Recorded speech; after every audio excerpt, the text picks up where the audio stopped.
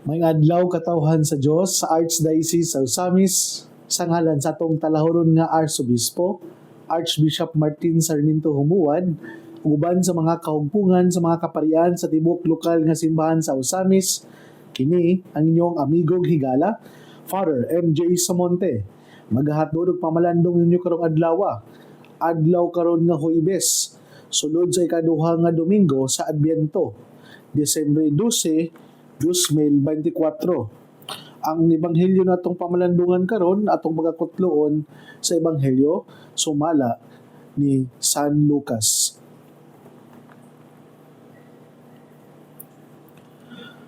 Wala madugay nangandam si Maria og midali pag-adto sa kabungturan sa usa ka lungsod sa Judea. Miadto siya sa balay ni Zacarias og nangumusta kang Isabel. Sa pagkabati ni Isabel sa pangumusta ni Maria, milihok ang bata sulod sa iyang tiyan. Unya napuno sa Espiritu Santo si Isabel ug misulti sa makusog. Bulahan ka sa tanang mga babaye. Bulahan ang bata nga imong ianak. Ngano kaha nga miduaw man kanako ang inahan sa akong Ginoo.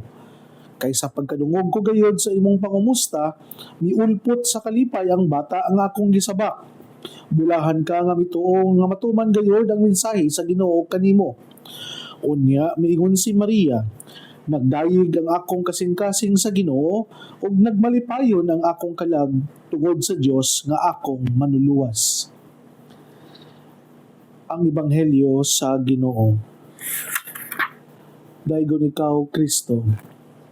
Mga igsoon ko ni Kristo, ako ang pagtimbaya sa ato ang mga kaparian nga nagsaulog sa ilahang birthdays and priestly ordination anniversary.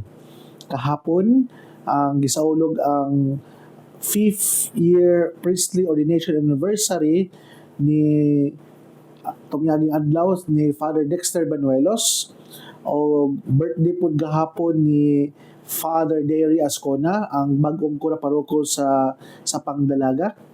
O ugma usab ang priestly ordination anniversary ni Father Lani Sereno, ang kura paroko sa Tudela.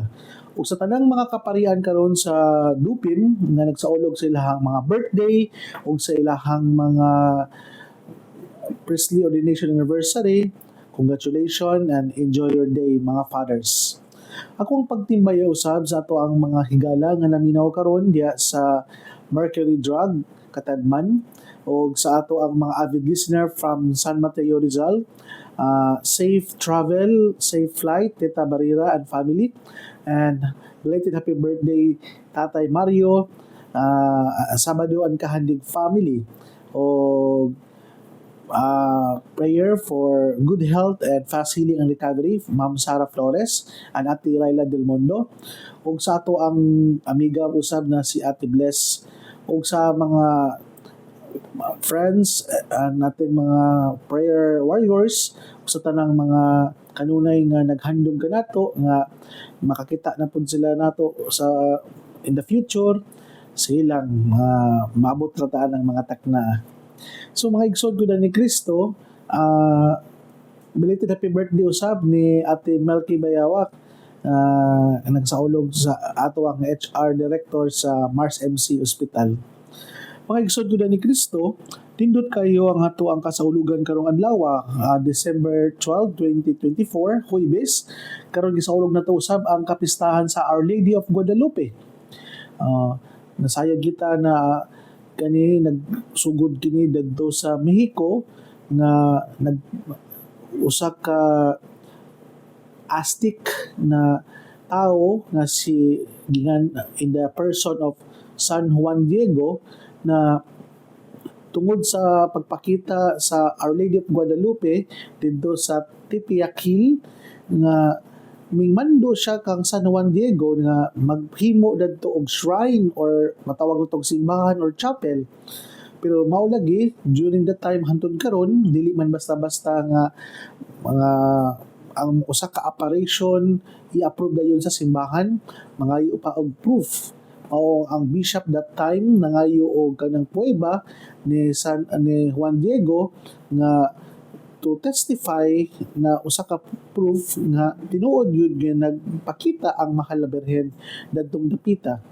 Tuod man usa ka higayon ni ana, migmando ang si Birhen Maria or our Virgin of Guadalupe nga musaka si Juan Diego dito sa Tepeyac Hill.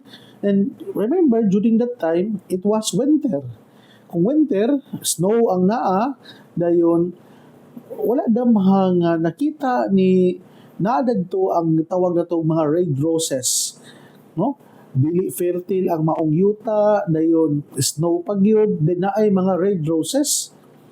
So kato pa lang usa na to sa mga milagro na gipahat na usa sa mga proof nga pwedeng ipakita sa ni Juan Diego dito sa obispo. Gihinahinay ug harvest ni Juan Diego ang mga rosas ug iyahang gisulod dito sa iyahang clock ug iyahang gidala ngadto sa obispo. Sa dihang ihanang ihatag o ipakita na ang mga rosas ngadto sa obispo, minglakra usab ang imahe sa Our Lady of Guadalupe sa iyang gisuot. Ug hantod karon for how many years na, almost 500 years na ang milabay mo kani ang imahe sa Our Lady of Guadalupe nga naa dayap dito karon nga na preserve o usahay nga dili siya basta-basta ma-explain sa siyensya nga kung ano katong mga pamaagi sa pagpinta o katong color nga mintapot dito sa sanina, dili namin taong dili siya basta-basta ma-explain by the human capacity. Patawag na to nga naalad to ang misteryo mga igsoon. O in connection to our gospel today, usab gini ang dako na itong tagaang pagtagad. Ang misteryo nga nahitabo sa pagbisita ni Maria ngadto sa iyang igagaw na si Elizabeth. Asa man din nahitabo dito ang misteryo? Ang misteryo is ang tigulang na igagaw ni Maria na si Elizabeth na mapdos. Dugay na gipangandoy ni Zacarias ug ni Elizabeth nga magkanaa sila anak.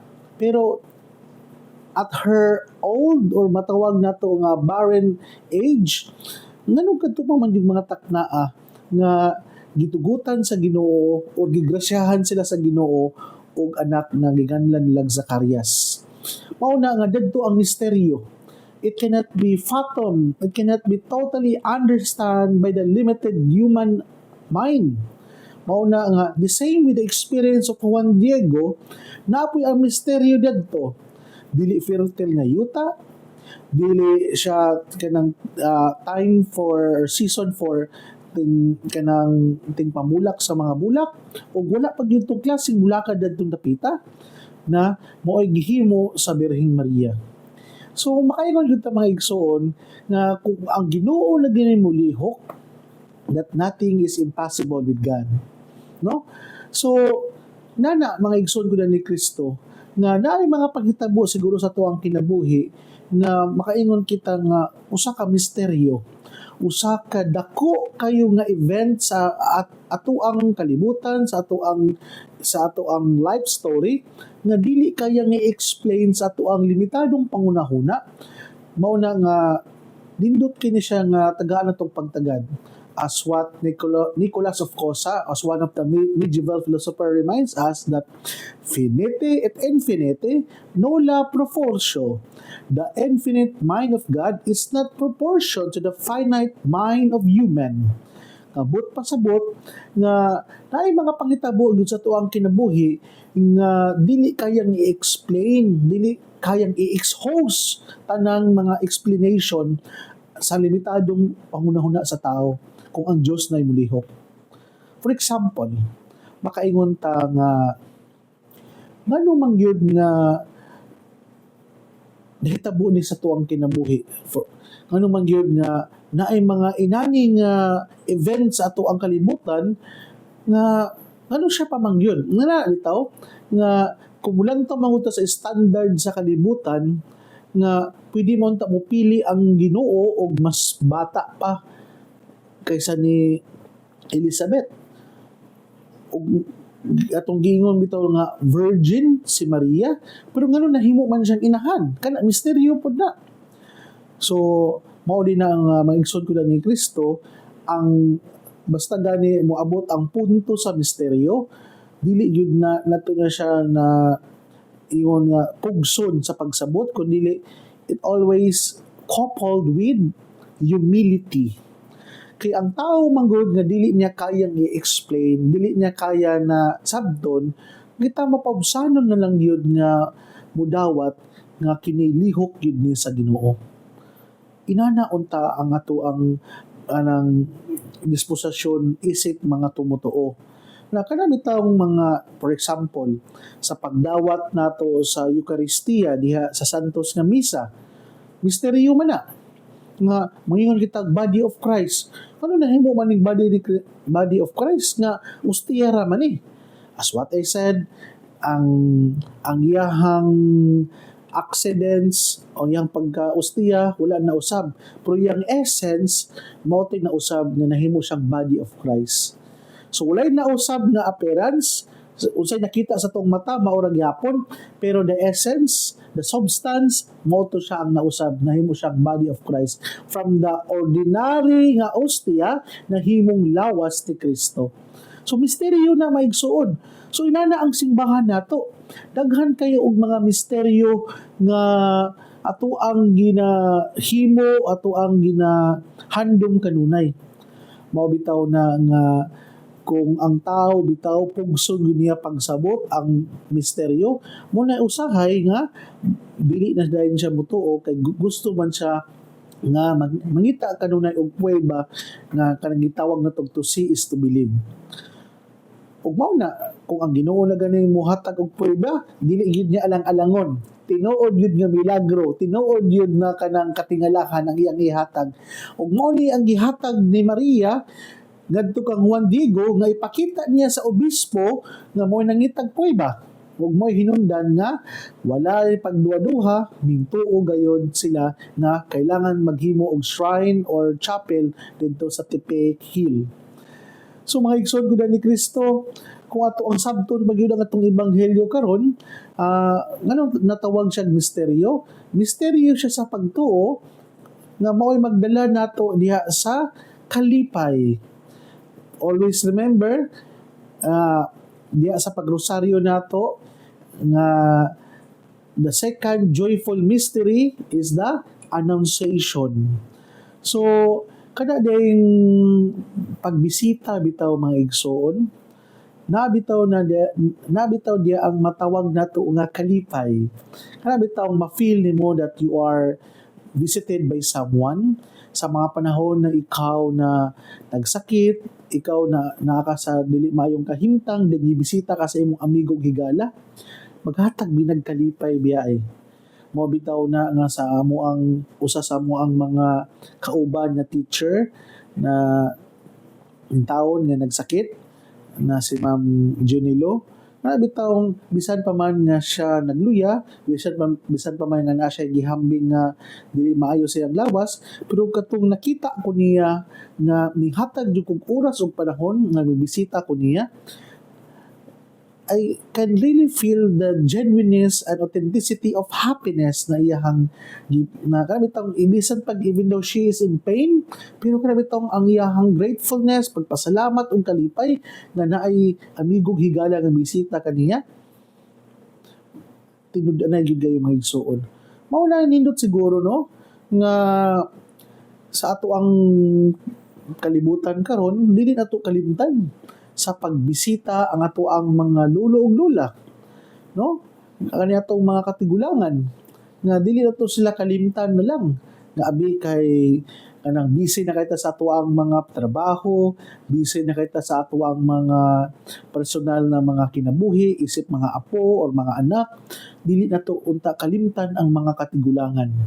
Nga sama sa gibuhat ni Maria na bisan pag naa siya personal concern kay siya nagmapdos mampod sa ni Jesus, itagaan niya po niya og oras ug panahon na bisitahon ng iyang igagaw nga mas gitagaan niya og dakong importansya ang pagmapdos sa iyang tigulang nga igagaw nga si Elizabeth.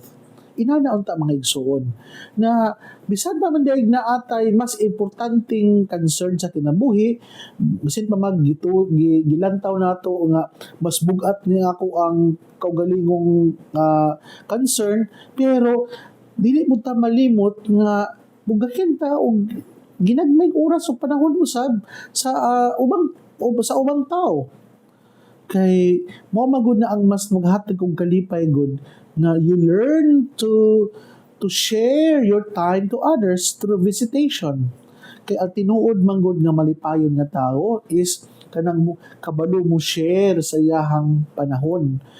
Ang tinuod man gud nga tao nga malipayon kanang mo share pud siya sa iyahang wealth o sa iyahang unsay naa niya na mga resources. Tinuod ba yung mga igsoon ay nga bitaw sa ato ang kinabuhi karon, happy man ta kung unsay naa nato, we are living in abundance. Happy man ta kung naatay mapalit, kung gusto nato paliton natong mga gusto. Pero lahi pud ang klase nga kalipay nga ikaw naka-share ngadto sa uban, then ikaw mo ay source o ikaw mo ay reason or cause of happiness of others. Lahi pud na siya nga nga kinundan na tinubdan sa kalipay.